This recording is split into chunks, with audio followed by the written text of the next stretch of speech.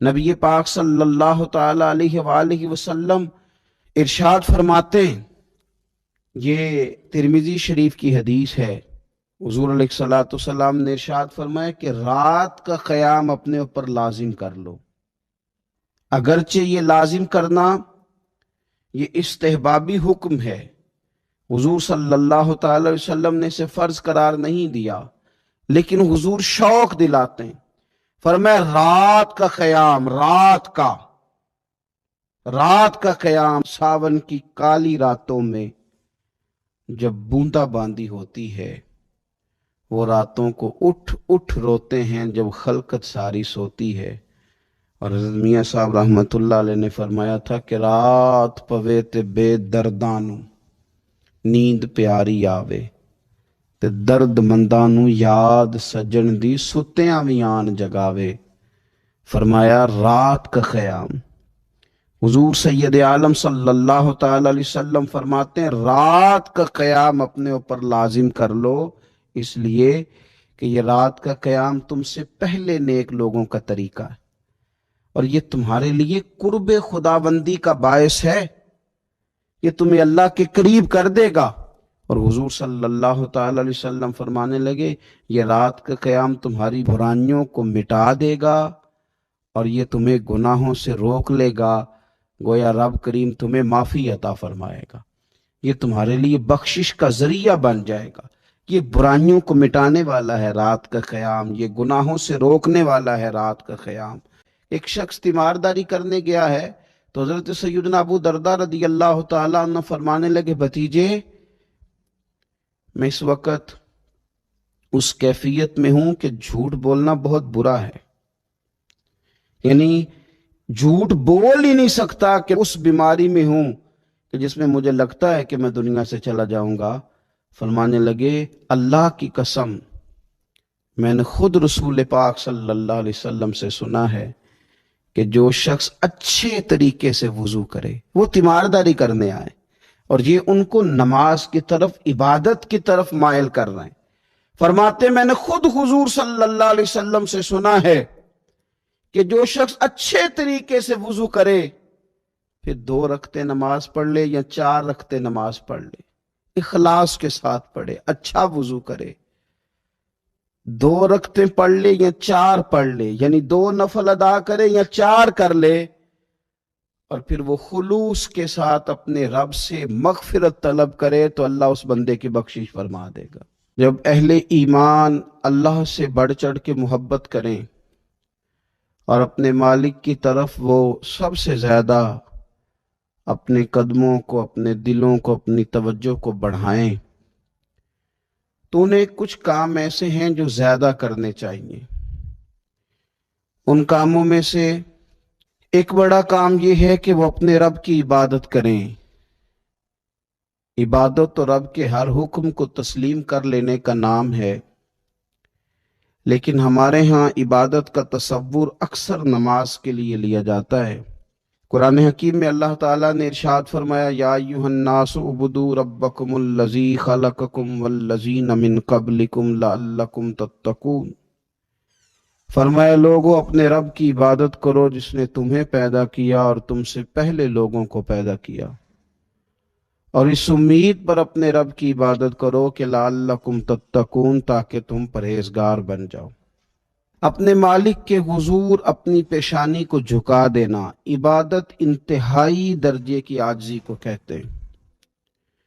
اپنی پیشانی کو، اپنے ناک کو، اپنے پورے وجود کو اپنے مالک کے حضور انتہائی عاجزی کے ساتھ جھکا دینا، اور ساری بلندیاں اور ساری رفعتیں اور ساری عظمتیں رب ہی کی تسلیم کرنا، اس کا نام عبادت ہے۔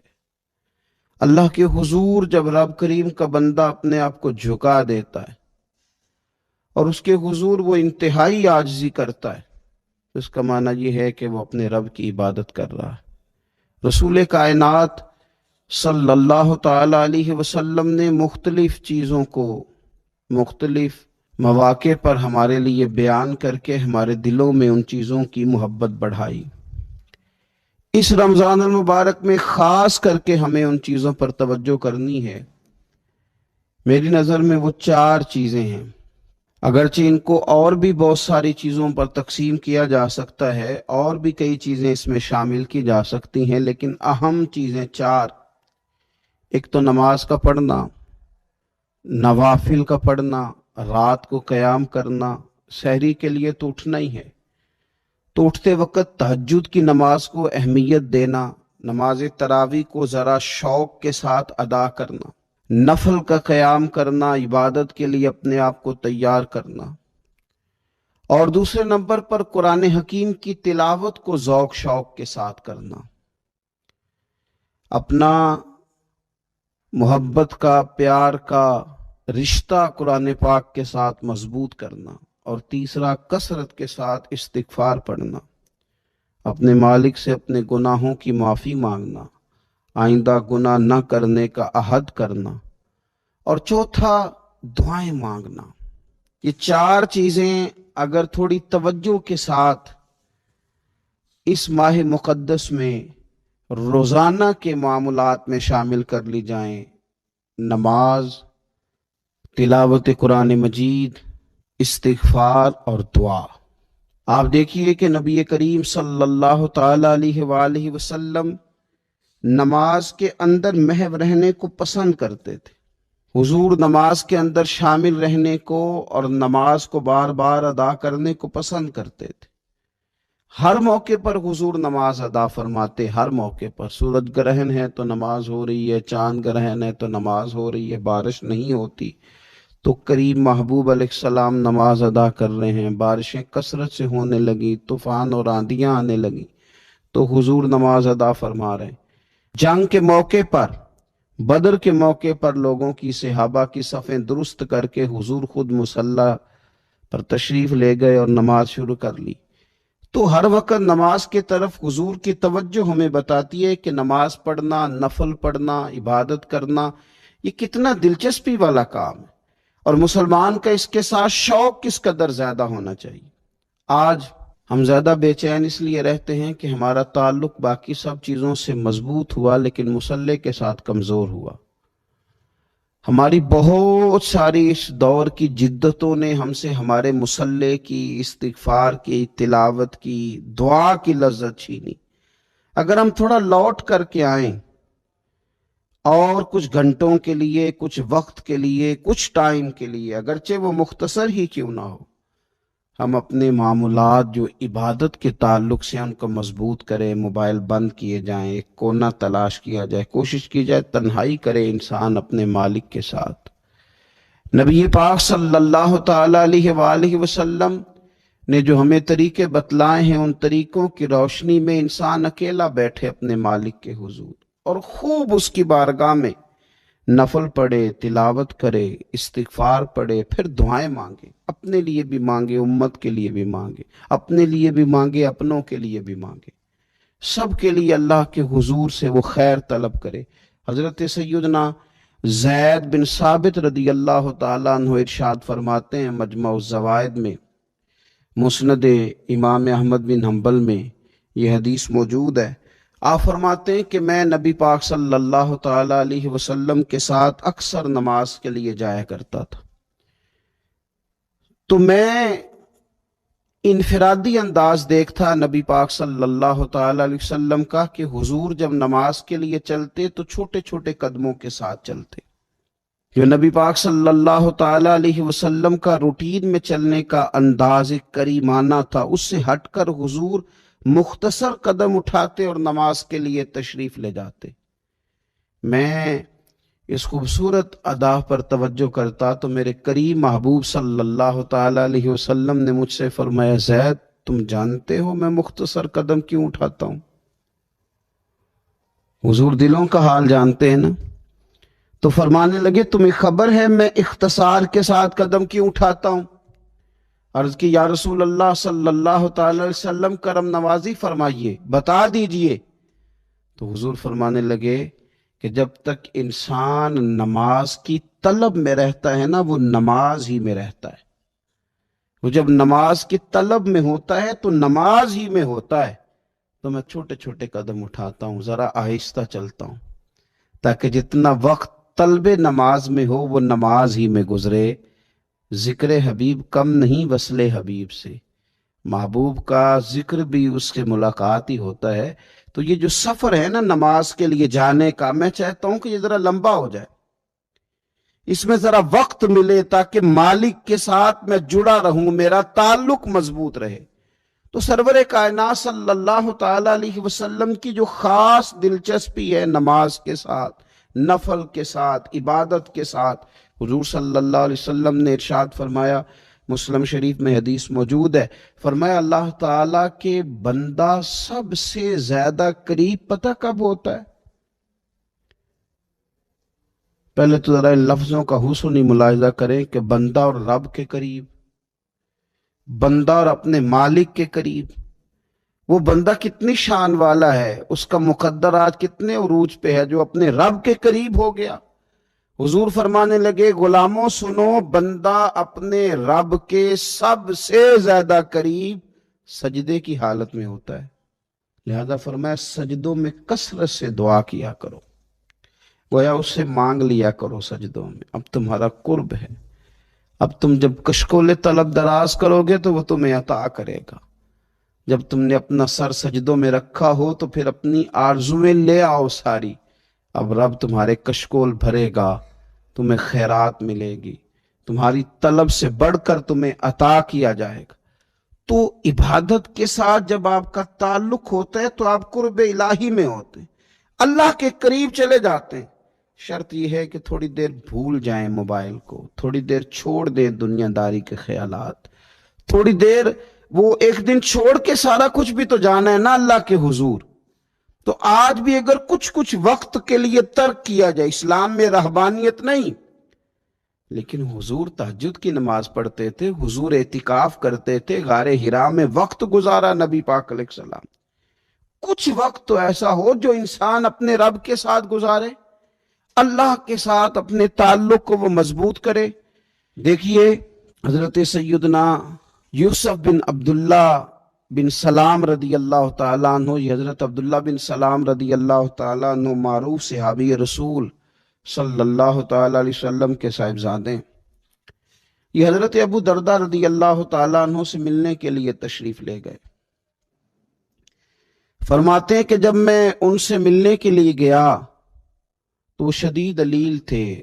हजरत सैयदना अबू दरदा रदी अल्लाह ताला अन्हु बड़े जलील कद्र सहाबी और बड़े साहिब राय आदमी। हजरत उमर फारूक रदी अल्लाह ताला अन्हु अक्सर इनसे मशवरा लिया करते थे। फरमाते मैं जब उनसे मिलने के लिए गया तो वो सख्त बीमार थे और उसी बीमारी में उनका विसाल हुआ। मैं उनसे मिलने गया तो मुझसे कहने लगे कि भतीजे, हजरत अब्दुल्ला इब्न सलाम के बेटे हैं ना यूसुफ बिन अब्दुल्ला, तो वो चूंकि इनका दोस्ताना था, कहने लगे भतीजे तुम इस शहर में किस तरह आए? तो जनाब यूसुफ बिन अब्दुल्ला कहते हैं मैंने अर्ज की कि आपका मेरे वालिद के साथ जो ताल्लुक था, जो दोस्ताना था, उस ताल्लुक ने मुझे मजबूर किया कि मैं आपकी तीमारदारी करूं।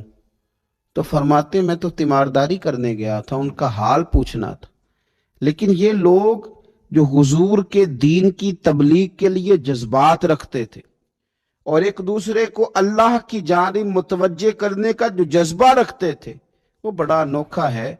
तो नमाज की तरफ खास तवज्जो करें। इसी तरह का मामला थोड़ा सा हमें ज़ौक के साथ कुरान पाक की तिलावत के साथ अपने आप को वाबस्ता करना चाहिए।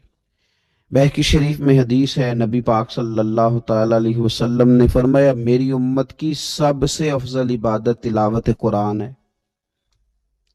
सबसे अफजल इबादत तिलावत कुरान।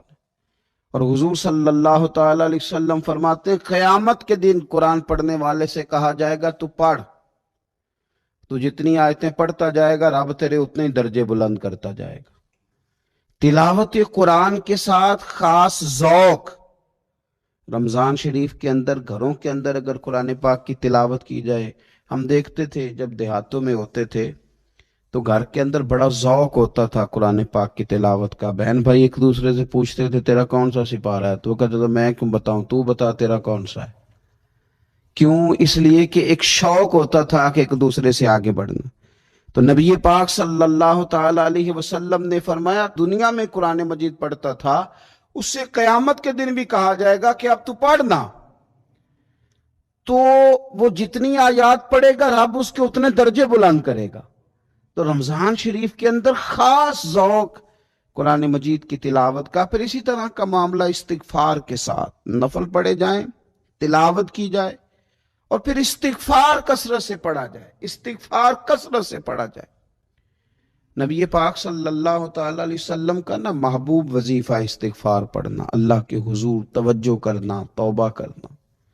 حضور تو معصوم ہے، نبی پاک تو معصوم عن الخطا، حضور سے تو معاذ اللہ کوئی گناہ سرزد ہوتا ہی نہیں، اور انبیاء کے بارے میں جو کوئی ایسے نظریات رکھے وہ گمراہ ہے۔ لیکن حضور صلی اللہ تعالی علیہ وسلم نے فرمایا لوگو، یہ بخاری مسلم میں حدیث ہے، فرمایا لوگو اللہ تبارک و تعالی کی بارگاہ میں توبہ کرو، بخشش طلب کرو۔ حضور فرماتے ہیں میں دن میں 100 مرتبہ اپنے رب کی بارگاہ میں توبہ کرتا ہوں۔ حضور تو معصوم ہے۔ یہ توبہ کس لیے ہے؟ یہ تعلیم امت کے لیے، یہ ہمیں سمجھانے کے لیے، یہ ہماری توجہ دلانے کے لیے، یہ بتانے کے لیے ہے کہ یہ استغفار درجات کو بلند کرتا ہے، اللہ کی طرف رجوع کرنے کے لیے کثرت کے ساتھ استغفار کی جائے، اپنے رب سے معافی مانگی جائے۔ ہم انسان ہیں، کچھ غلطیاں نہ چاہتے ہوئے بھی ہو جاتی ہیں، بہت کوشش کے باوجود کچھ چیزوں پر کنٹرول نہیں رکھ پاتے، ہم سے سرزد ہو جاتی ہیں۔ رمضان کی ساعتوں میں، صبحوں میں، شاموں میں، سحری میں، افطار میں، تراویح میں، تہجد میں، اگر اللہ کے حضور استغفار کی جائے، اللہ کے حضور استغفار کی جائے۔ مسند امام احمد بن حنبل میں حدیث ہے، حضور صلی اللہ تعالی علیہ وسلم فرماتے ہیں، اور یہ حدیث اتنی زیادہ انسان کو خوشی دیتی ہے اور رب کی رحمت کو بندے کے اتنا قریب کر دیتی، اتنا اللہ کے قریب کر دیتی ہے کہ انسان جھوم اٹھتا ہے۔ کبھی اس حدیث کے جملوں پر غور کریں، نبی پاک صلی اللہ تعالی علیہ وآلہ وسلم کس طرح رب کی رحمت ہمارے سامنے بیان کرتے ہیں، اور جب حضور اپنی زبان نور سے بیان کرتے ہیں پھر تو یوں لگتا ہے کہ روح کی گہرائیوں تک بات چلی گئی۔ حضور سید عالم صلی اللہ تعالی علیہ وسلم فرماتے ہیں شیطان نے رب کریم کی بارگاہ میں یہ کہا تھا کہ اے مالک مجھے تیری عزت کی قسم، جب تک ان لوگوں کے جسموں میں روح رہے گی میں انہیں گمراہ کرتا رہوں گا۔ جب اللہ نے اسے کہا نا کہ تو نکل جا، تو مردود ہے، تو اس نے کہا مجھے تیری عزت کی قسم، جب تک ان کے جسموں میں روح باقی ہے میں انہیں گمراہ کرتا رہوں گا۔ تو میرے قریب محبوب علیہ السلام، مدینے والے پیارے حبیب علیہ السلام فرماتے ہیں، رب کریم نے فرمایا سن او ابلیس، اگر تو یہ قسم اٹھاتا ہے کہ تو جب تک ان کے جسموں میں روح ہے انہیں گمراہ کرتا رہے گا، تو پھر مجھے بھی اپنے عزت اور جلال کی قسم، یہ جب تک مجھ سے معافی مانگتے رہیں گے میں انہیں معاف کرتا رہوں گا، میں بھی انہیں معاف کرتا رہوں گا، یہ جب جب مجھ سے بخشش مانگیں گے، جب جب مجھ سے بخشش مانگیں گے۔ اس یہاں سے کبھی ہم نے کنارہ نہ کیا، اور تو نے بھی تو دل آزردہ ہمارا نہ کیا، ہم نے تو جہنم کی بہت کی تدبیر، پر میرے مولا تیری رحمت نے گوارا نہ کیا۔ تو کثرت کے ساتھ استغفار رمضان میں کیا جائے، اللہ کے حضور معافیاں مانگی جائیں، اور میں تو کہتا ہوں اپنے لیے بھی مانگی جائیں، دوسروں کے لیے بھی مانگی جائیں۔ استغفار سے وہ مان جاتا ہے۔ اور پھر سب سے زیادہ اس چیز پر توجہ دینے کی ضرورت ہے، وہ ہے عبادت کا مغز، یعنی دعا۔ میں اکثر کہتا رہتا ہوں کہ ہمارے ڈاکٹر ہمیں یہ کہتے ہیں کہ تمہارے دلوں میں کچھ دکھ ہیں وہ کہہ دو تو تمہاری بیماریاں ہلکی ہو جائیں گی، دل کے بوجھ اتار دو، تم کہہ دو کسی سے اپنے غم تاکہ تمہارے دل ہلکے ہو جائیں۔ اب کچھ غم بڑے ذاتی قسم کے ہیں، بندہ کسی سے کہہ ہی نہیں سکتا، بڑی نجی قسم کے کچھ دکھ ہیں، کسی سے کیسے بیان کرے؟ تو ہمارے دین نے ہمیں دعا سکھائی۔ معنی کیا ہے؟ جو کسی سے نہیں کہہ سکتے وہ رب رسول سے کہہ دو تاکہ تمہارا دل بھی ہلکا ہو، تمہاری عزت بھی محفوظ رہے، اور تم نے کہا بھی اس طبیب کے سامنے جو سب سے بڑھ کر شفا دینے والا ہے، کہا اس مالک کے سامنے جو سب سے زیادہ خزانے بانٹنے والا ہے۔ ترمذی شریف میں حدیث ہے، حضور نے فرمایا دعا عبادت ہے۔ اسی ترمذی میں حدیث ہے، فرمایا دعا عبادت کا مغز ہے۔ اور اسی ترمذی میں حدیث ہے، نبی پاک علیہ السلام نے فرمایا یاد رکھو، رب کے نزدیک، اللہ کے نزدیک دعا سے زیادہ عزت والی چیز کوئی نہیں، اس سے بڑی اکرام والی چیز ہی کوئی نہیں اللہ کے حضور۔ تم اپنے رب سے جب مانگتے ہو تو بڑے معزز ہوتے ہو، دنیا داروں کے سامنے ہاتھ پھیلاؤ گے، دکھ سناؤ گے تو عزت میں کمی آئے، لیکن جب تم اللہ سے مانگتے ہو، مالک کے حضور کشکول طلب دراز کرتے ہو، تو اس سے بڑی عزت والی چیز کوئی نہیں۔ پھر ایک دل میں سوال آتا تھا کہ کتنا کو مانگیں، مالک سے کتنا سوال کریں، کس قدر طلب کریں؟ تو بیہقی شریف میں حضور نے یہ مسئلہ بھی حل کر دیا۔ اللہ کے پیارے حبیب علیہ السلام نے فرمایا ہر چیز ہی اپنے رب سے مانگ لو، ہر چیز ہی اپنے رب سے طلب کرو، حتیٰ کہ نمک ہی کیوں نہ ہو، وہ بھی مانگنا ہو تو مالک سے ہی مانگو۔ اللہ کے حضور عرض کرو، اس کے پیارے محبوب علیہ السلام کے غلاموں، تمہارے ہاتھ وسیلہ جو آ گیا ہے مدینے والے محبوب کا، اس کی بارگاہ سے مانگو، بار بار مانگو، کئی بار مانگو، اور اپنے لیے بھی طلب کرو، دوسروں کے لیے بھی طلب کرو، امت کے لیے طلب کرو، ملک و ملت کے لیے طلب کرو۔ تو رمضان شریف کی پہلی نشست میں ایک تو ہمیں اپنی عبادت کو، اپنے نوافل کو، اپنی نماز کو مضبوط کرنا ہے، کوشش کریں قضا نمازوں پر بھی توجہ دی جائے، یہ بہت بڑا قرض ہے اور یہ ہم ہی ادا کریں گے تو ادا ہوگا۔ اور دوسری بات یہ کہ کثرت کے ساتھ قرآن مجید کی تلاوت کی جائے۔